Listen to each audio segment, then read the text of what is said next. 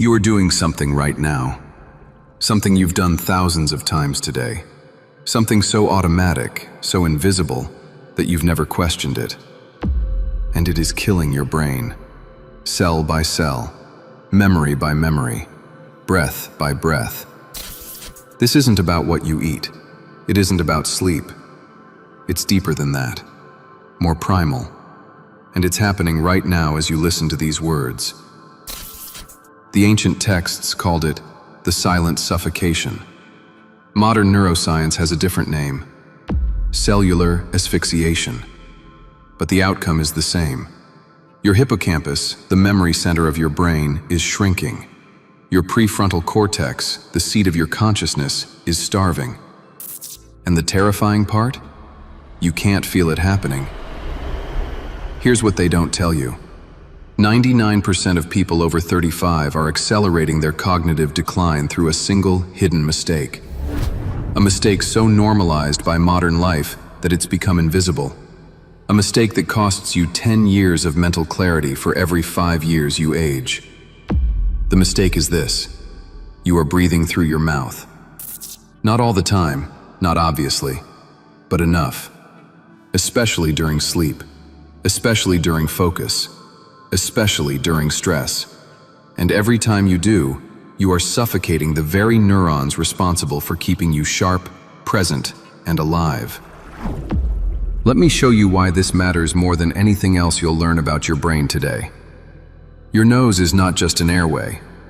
It is a biochemical factory.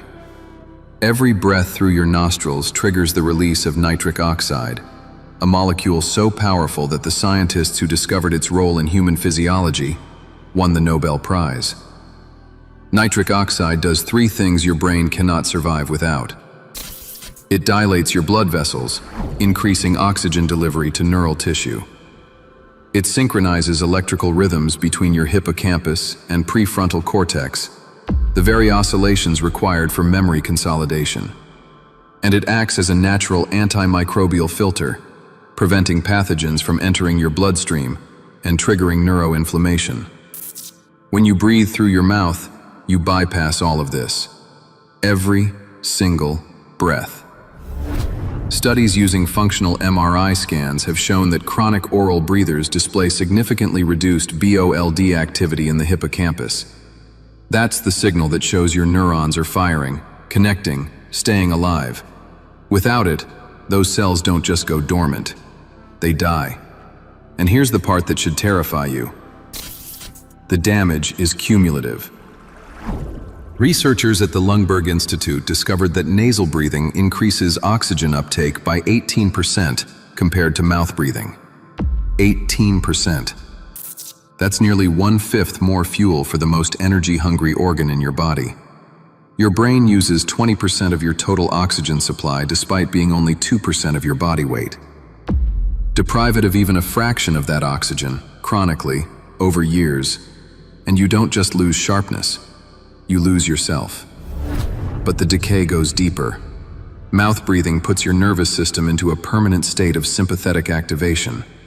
Fight or flight. Your body interprets the lack of nasal resistance, the lack of that rhythmic oscillation, as a threat signal. Cortisol rises. Inflammatory cytokines flood your bloodstream. And in your brain, these cytokines accelerate the accumulation of amyloid beta plaques. The same plaques found in the brains of Alzheimer's patients. This is not a metaphor.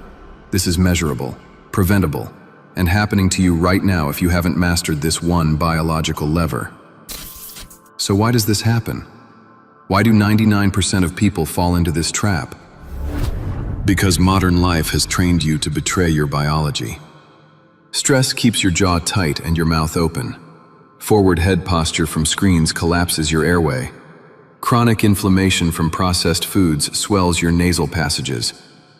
And when you finally lie down to sleep, exhausted, your tongue falls back, your mouth drops open, and for 8 hours, your brain suffocates in silence. You wake up groggy. You call it aging. You call it genetics. But it's not. It's the silent suffocation, and it's stealing your future. Think about this. Your brain operates on electrical oscillations, theta waves, alpha waves, delta waves. These aren't poetic terms. They're measurable frequencies that determine whether your neurons communicate or deteriorate. Nasal breathing creates a rhythmic pressure change in your skull that literally entrains these brainwaves into coherent patterns. It's why meditation traditions across every culture emphasized nasal breathing. They understood something modern medicine is only now beginning to measure. When you breathe through your mouth, you lose that rhythm. The oscillations become chaotic. Your hippocampus can't sync with your prefrontal cortex. And the result? You can't form new memories. You can't consolidate learning. You become a prisoner of the present moment, unable to integrate your past or imagine your future with clarity. The ancient mystery schools knew this. They called the breath the bridge between body and spirit. They taught that the quality of your breath determined the quality of your consciousness. They weren't wrong. They just didn't have fMRI machines to prove it. But now we do.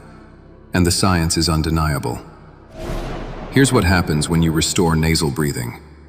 Your hippocampus begins to fire in rhythmic theta waves, the exact frequency required for transferring short-term memories into long-term storage.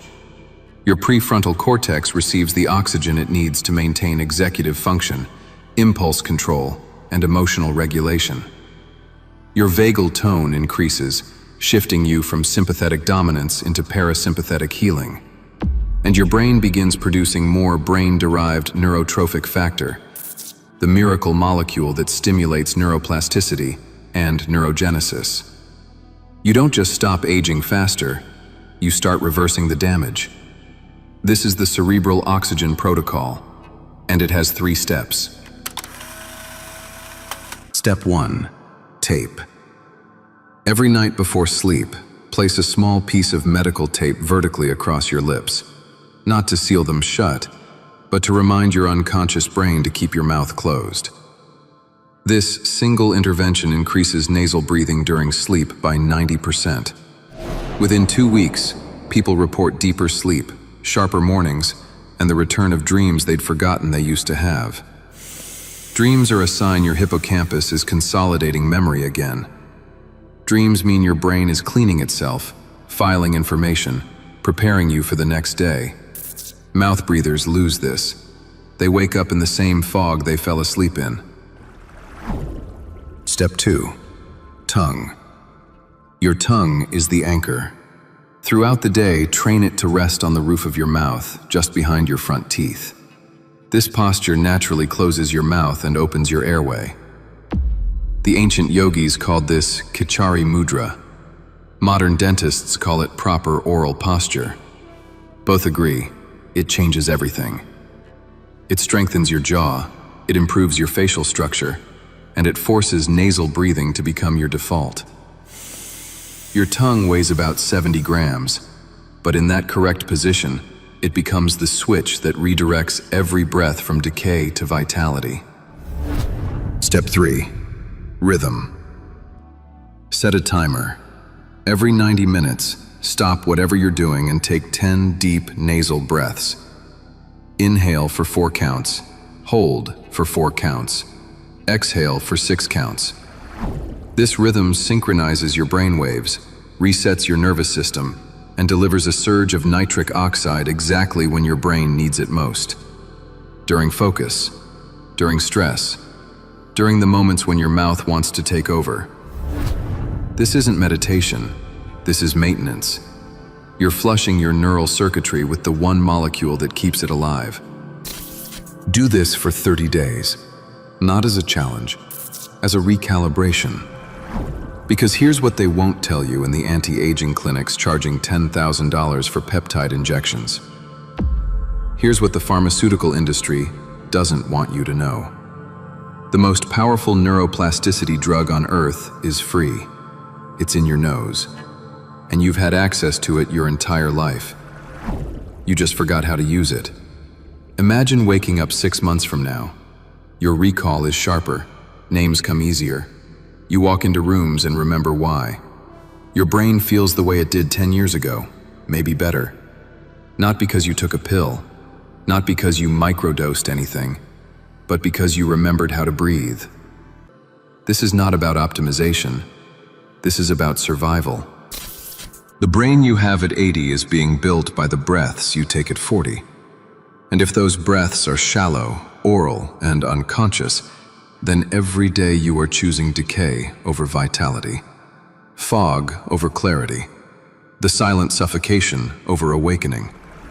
Your neuroplasticity, your ability to learn, adapt, and grow new neural pathways, depends entirely on adequate oxygenation. Without it, your brain becomes rigid, fixed, old. Not because of time, but because of suffocation. But you're still here, which means you're ready. The codex isn't about information, it's about transformation. And the first gateway is always the breath. Close your mouth, breathe through your nose. Do it now.